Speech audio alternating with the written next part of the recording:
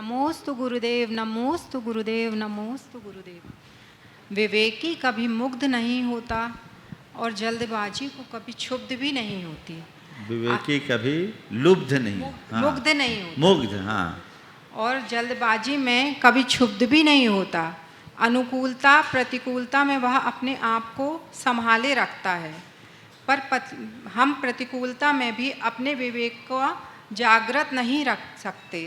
कैसे नहीं रख सकते? बहुत अच्छी बात है। विवेकी कभी मुग्ध नहीं होता और वह प्रतिकूलता में कभी क्षुब्ध नहीं होता। हम तो अनुकूलता में भी अपने विवेक को स्थिर नहीं रख पाते, तो प्रतिकूलता में अपने विवेक को स्थिर कैसे रखें, इसके लिए हमें सतत अभ्यास करना होगा। विवेक अंदर की चीज़ है।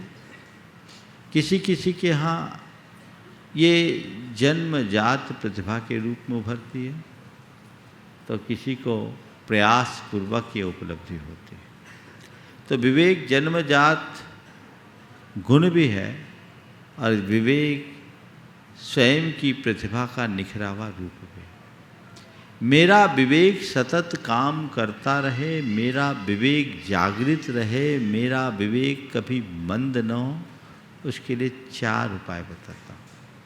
सबसे पहले भावना योग के माध्यम से एक कमांड को बार बार दोहराएं, मुझे जागृत रहना है, मुझे जागृत रहना है, मुझे समझ रखनी है, मुझे समझ रखनी। इस आशय की बात को बार बार दोहराएं।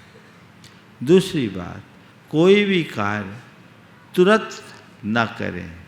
मुझे कोई भी कार्य तुरंत नहीं करना, मुझे त्वरित प्रतिक्रिया नहीं करना। तो उसके लिए क्या करना है? मुझे प्रतिक्रियाएं कम करनी। जब व्यक्ति प्रतिक्रियाएं कम करेगा या प्रभावित नहीं होगा, तो उसमें एक उपाय इसके दूसरे रूप में कह सकते हैं, मुझे चीज़ों से अप्रभावित रहना है। जब हम चीज़ों से अप्रभावित रहने की कला विकसित करते हैं, तो न चीज़ें हमें आकर्षित करके मुग्ध करेगी और न ही उद्वेलित करके क्षुब्ध करेगी। अनुकूल के प्रति हुआ आकर्षण हमें मुग्ध बनाता है और प्रतिकूल के प्रति होने वाला उद्वेलन हमें क्षुब्ध कर देता है। हमने अगर अपने भीतर अप्रभावित रहने की कला विकसित कर ली, तो ये चीज़ें हमारे जीवन में बहुत बड़ा बदलाव घटित करती है। सत्संग विवेक को जागृत करने का एक श्रेष्ठ माध्यम है। और तीसरा माध्यम है सत्संग के साथ स्वाध्याय। स्वाध्याय हम विवेक के बल पर स्वाध्याय के बल पर अपने विवेक को बढ़ा सकते हैं। और चौथा उपाय जो नित्य का है, समीक्षा। स्वयं की समीक्षा, रोज बैठे शाम को और सुबह से शाम तक की अपने सारे विचारों को रिकॉल करके देखें कि आज मैंने क्या सही किया, क्या गलत किया, और जो मैंने गलत किया उसमें मुझे कहाँ कहाँ बचना है और इसकी पुनरावृत्ति नहीं करना। वो हमारे जीवन को एक अनुभव का पुट देगा और अनुभव हमारे विवेक की पुष्टि का सशक्त माध्यम।